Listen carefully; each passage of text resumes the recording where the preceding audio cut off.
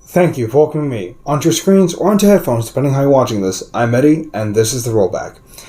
And folks, I'm here to talk to you about Oppenheimer, aka, like, Christopher Nolan's fourth magnum opus? Yeah. 5, 4... So, Oppenheimer, a film about the man who moved the earth.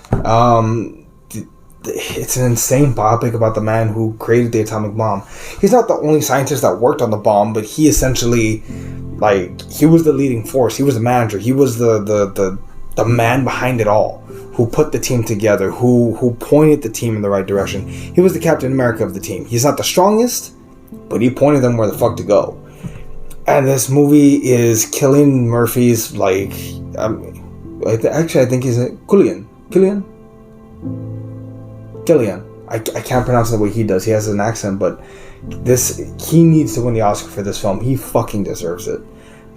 This movie all the way through covers the good and most of the bad of Oppenheimer. And I say that because in most biopics, for example, like Elvis, you get a sanitized version. Even in Bohemian Rhapsody, you got a very sanitized version because the band didn't want it to be presented in a negative light. Not so much with Oppenheimer. His, to the best of my knowledge, none of his loved ones signed off on this film, so they show the ugly and the good. They show the parts where he cheats on his wife, the parts where he is part of the Communist Party, which is a bad thing back then.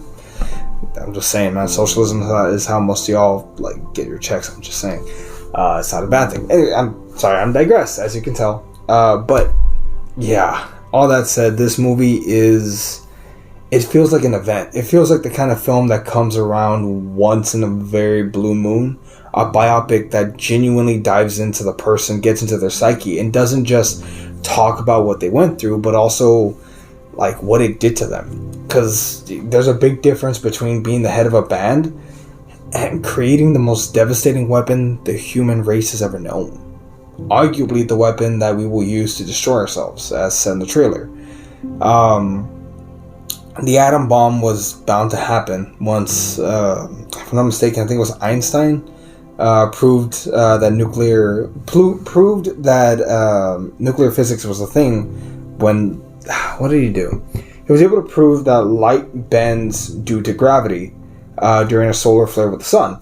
So that kind of proved, the laws of physics don't apply in this capacity. So what you're saying is we can make a bomb.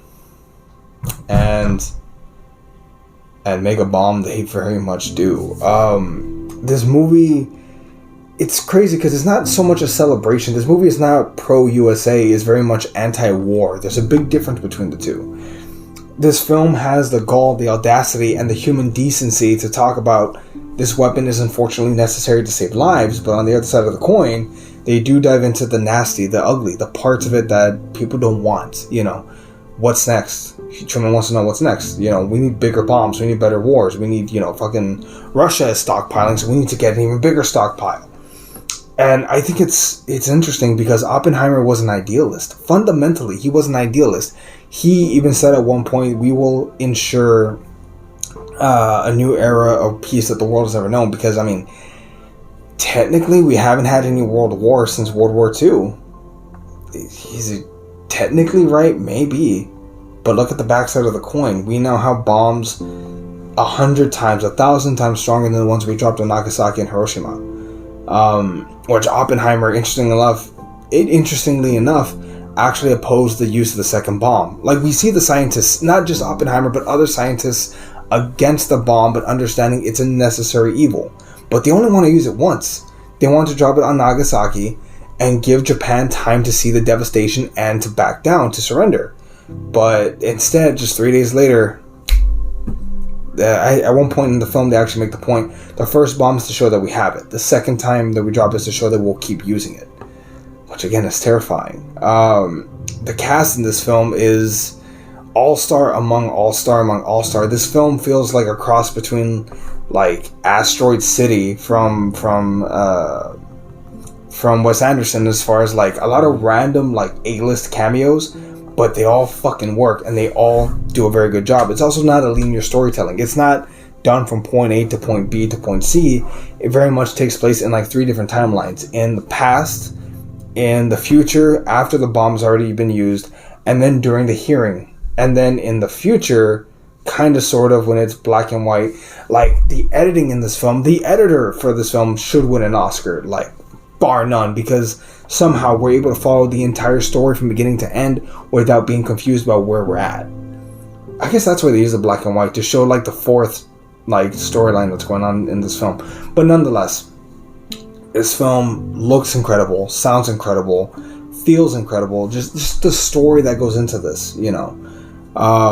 We know who Oppenheimer was. We know what he created, but do we know the man and how complicated he was? Because it wasn't just about making the bomb.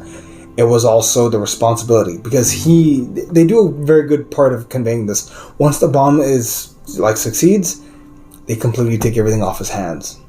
And again, he helped them win World War II, and look what he got. Look how they treated him afterwards. The second he didn't want to play ball and he was advocating against the use of the hydrogen bomb, all of a sudden, what happens?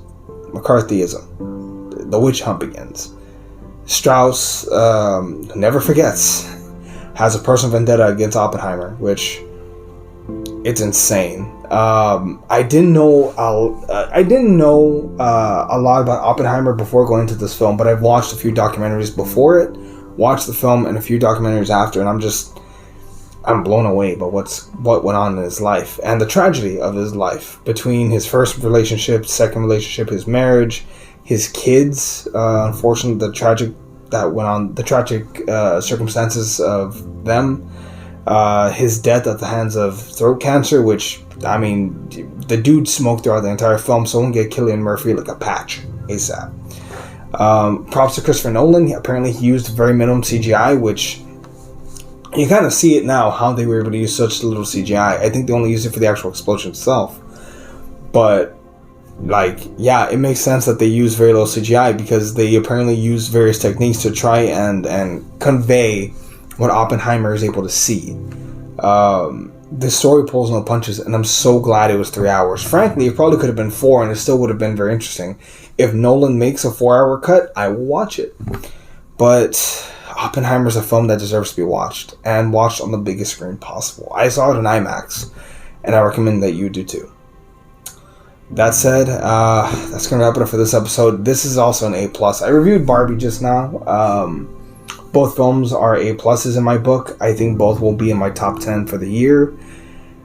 An outstanding year for film. And finally, 2 genuine box office smashes. 2 films that argue philosophical questions, albeit on 2 different spectrums. One means, what does it mean to exist? The other is, what does it mean to cease existence? Both interesting thoughts. Barbie and Oppenheimer. Christ, I can't believe it worked, but it did. An internet meme worked. But yeah, what did you think? How much did you like Oppenheimer? Because I know you liked it. Go on and comment down below. We'd greatly appreciate it. Like and subscribe. We're trying to grow this channel. Our podcast is getting bigger, thankfully. And yeah, catch y'all later. See everyone.